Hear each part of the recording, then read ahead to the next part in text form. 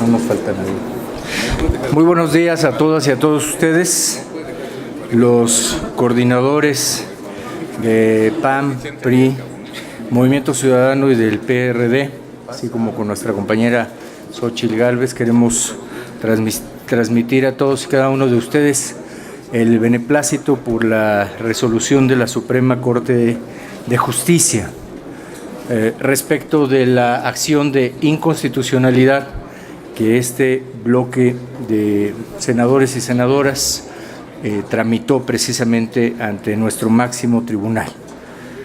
Derivado de la presentación del 5 de diciembre y concretamente alegando inconstitucionalidad de artículos contenidos en la Ley Federal de Remuneraciones de los Servidores Públicos, reglamentaria de los artículos 75 y 127 de la Constitución Política de los Estados Unidos Mexicanos, así como la adición al Código Penal Federal, publicado el 5 de noviembre de 2018 en el Diario Oficial de la Federación, se dio trámite al referido juicio. El ministro ponente, Alberto Pérez Dayán, con fecha de notificación de 20 de mayo de 2019, se tienen los siguientes hechos. 7 ministros se pronunciaron por la invalidez total de la Ley Federal de Remuneraciones de los Servidores Públicos, por considerar que incurren diversas omisiones legislativas consistentes en no establecer parámetros y lineamientos para la fijación de los salarios del presidente de la República y de los otros servidores públicos federales, así como no contener un apartado especial para los juzgadores. Sin embargo, al no alcanzar la mayoría calificada de al menos 8 votos, tal y como lo establece el artículo 72 de la Ley Reglamentaria de las fracciones 1 y 2 de los artículos 105 de la Constitución Política de los Estados Unidos Mexicanos, se desestimó la invalidez total. El Pleno, no obstante, invalidó los artículos 6, párrafo primero, fracciones 2, 3 y 4, incisos B y C, párrafo último, y el artículo 7, párrafo primero, fracción primera, inciso A, fracción 2 y 4 de la propia ley, por estimar que permiten discrecionalidad en las remuneraciones. También el Pleno hizo una interpretación en el sentido de que los créditos y préstamos a que alude el artículo 12 de la ley no pueden ser considerados parte integral de las remuneraciones de los servidores públicos. La ley impugnada, refieren, contiene una redacción imprecisa que permite interpretar al legislador ordinario lo que considera como créditos y préstamos, así como parte integrante de las remuneraciones. También se invalidaron los artículos 217 bis y 217 ter del Código Penal Federal, donde se establecían penas por hacer pagos de sueldos y prestaciones en exceso, o por no reportar aquellos recibidos en exceso, por considerar que violan lo que aquí señaló el bloque, el principio de taxatividad en materia penal. La Corte ordenó que durante el próximo periodo ordinario de sesiones se legisle sobre las partes conducentes de los artículos 6 y 7 de la Ley Federal de Remuneraciones, es decir, que se deben de establecer con claridad los parámetros y lineamientos para la fijación de los salarios del presidente de la República y de otros servidores públicos. Dentro de los argumentos que ha esgrimido nuestro máximo tribunal, se refieren los siguientes: no se contienen lineamientos que permitan modular objetivamente la determinación de remuneraciones del presidente de la República. No fijan los alcances de qué se entiende por remuneración adecuada, irrenunciable y proporcional en relación con las excepciones que prevé la fracción segunda del artículo 127 constitucional, por cuanto se alude al trabajo técnico calificado o por especialización en su función.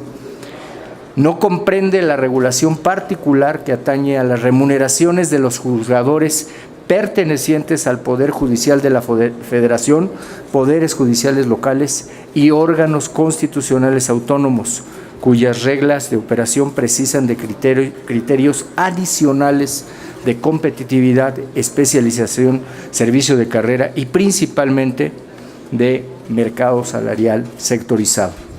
Por cuanto hace a la remuneración ilícita, la Corte ha señalado que el legislador no tomó en cuenta que los servidores públicos no necesariamente son partícipes de un pago en demasía, ya que son las unidades administrativas correspondientes, los entes públicos quienes operan la nómina, y por lo tanto no puede hacerse imputación directa a los trabajadores que bien pueden incurrir en error sin que se contenga dolo en su conducta.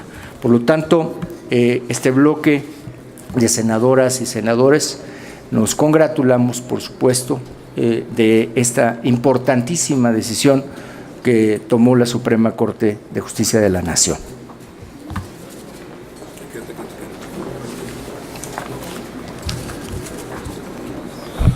Nuevamente les saludamos a los representantes de los medios de comunicación, compañeras y compañeros senadores.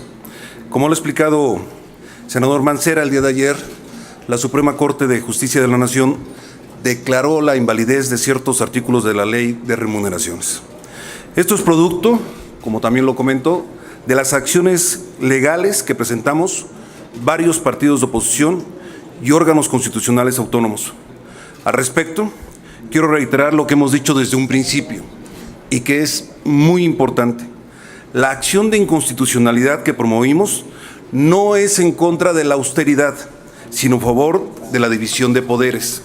Lo que buscamos desde un comienzo fue cerrarle el paso a decisiones arbitrarias o a medidas administrativas que pudieran poner en riesgo los contrapesos republicanos, especialmente la independencia judicial.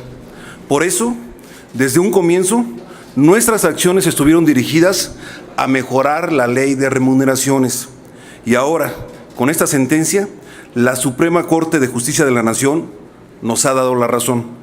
Y es que el máximo tribunal determinó invalidar parte de los artículos 6 y 7 de la ley en comento, que establecían de manera ambigua e incluso discrecional la forma de determinar las remuneraciones.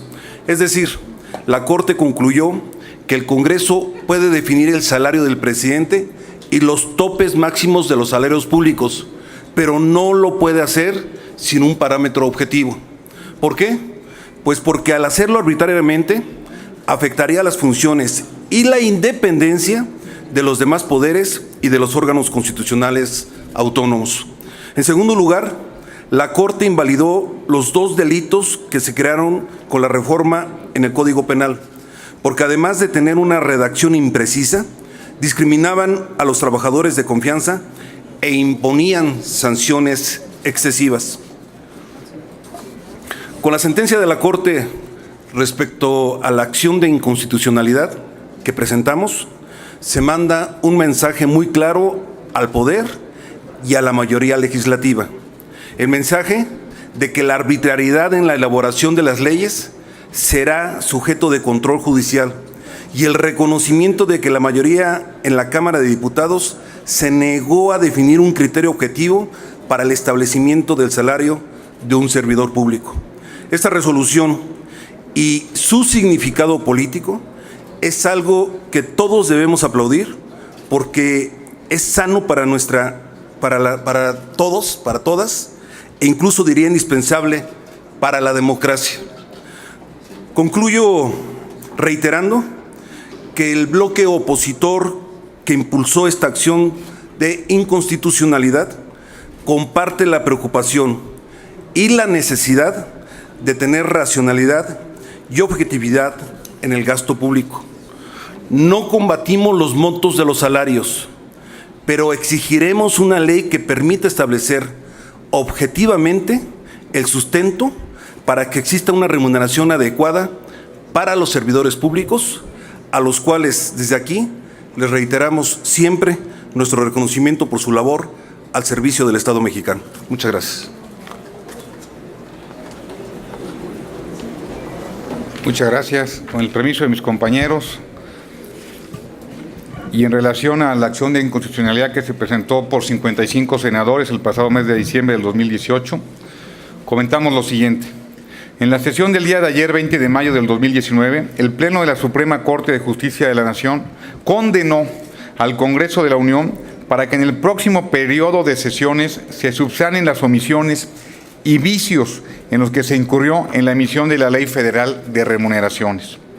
Derivado de esta sentencia, el Congreso de la Unión deberá cumplir una obligación el próximo periodo ordinario de sesiones.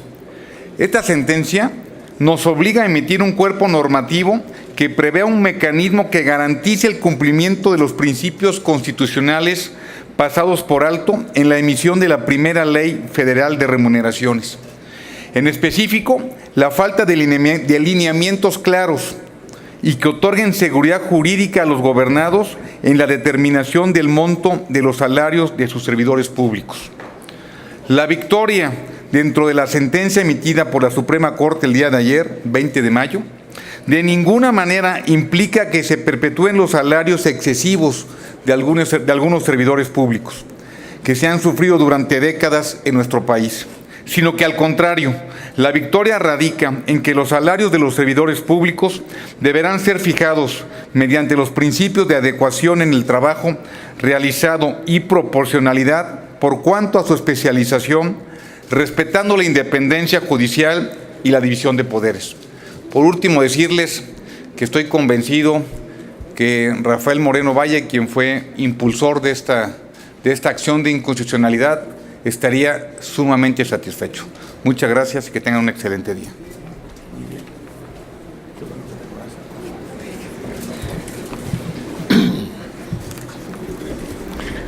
Señoras y señores de los medios de comunicación, desde luego que estamos satisfechos de que la acción de inconstitucionalidad promovida por el Partido Acción Nacional, el Partido Revolucionario Institucional, el Partido de la Revolución Democrática y Movimiento Ciudadano, a través de sus senadores, que fue además acompañada por otras y otros senadores, recordemos aquí al señor Emilio Álvarez y Casa y un par de compañeras más de otras fuerzas políticas. Ha dado un resultado que el día de ayer fue notificado a la Junta de Coordinación Política y que nos emplaza para que en el periodo ordinario siguiente, que será a partir del 1 de septiembre, se tengan que hacer las reformas a estos dos artículos, más lo penal en los términos en que lo ha expresado, por una parte, el senador Miguel Ángel Mancera, y en el sentido profundo que ha tenido para el Senado de la República y para los grupos parlamentarios que hemos creado un bloque de contención a acciones arbitrarias.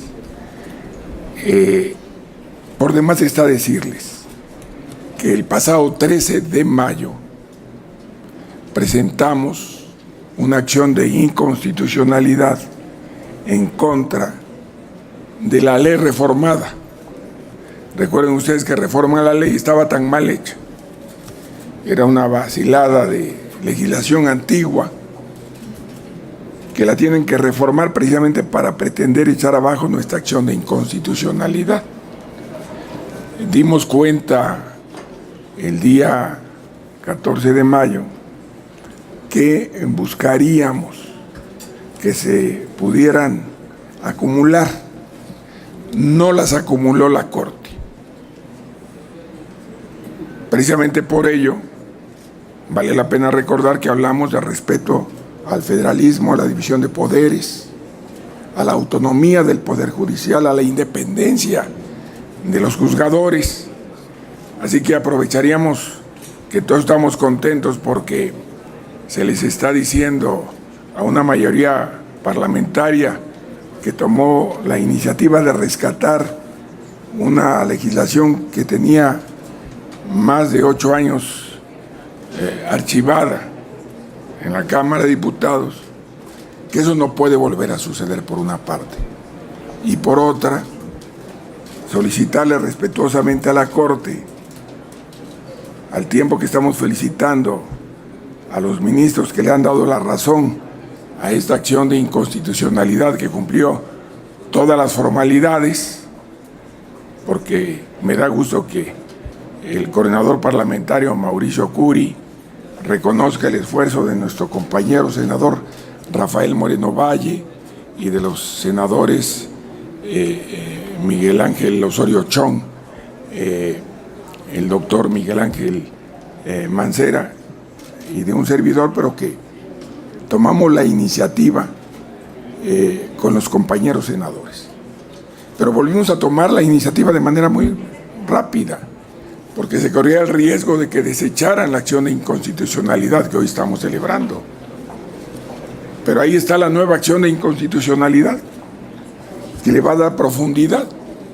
Valdría la pena que, aprovechando que ayer tuvieron su sesión, en la próxima sesión reciban el mensaje del Senado de la República para que puedan desahogar antes de que inicie el nuevo periodo ordinario de sesiones la acción de inconstitucionalidad presentada el 13 de mayo a las 11:47 pasado meridiano, de tal suerte que tendremos mayores elementos para darle independencia al Poder Judicial.